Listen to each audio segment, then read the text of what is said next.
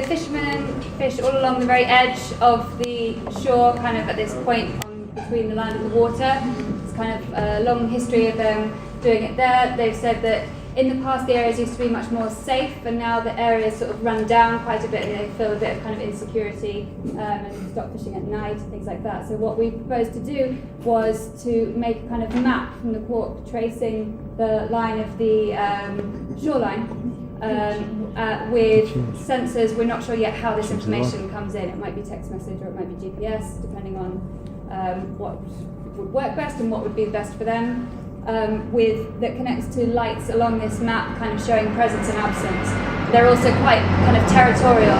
If they find a good spot with lots of good fish, they don't want to kind of share it. So it would be a way for them to know what areas are already taken or what areas are available. So it kind of, in a quite a discrete way, it's a way for them to be able to read the availability or to be able to know who else is around for kind of security reasons. If there's a couple of other fishermen just up the path a little bit, they can maybe be more confident to stay in this place at night by themselves if they know other people are not too far away. Do you want to talk about any of your other ideas for it?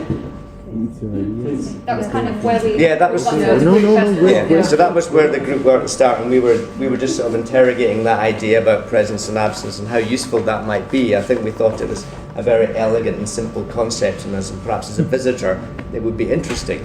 We weren't sure how useful it would be for the fishermen themselves, and we started to play with ideas around perhaps other things that might be useful to them around fish quality, perhaps, and whether there was inherent pollutants.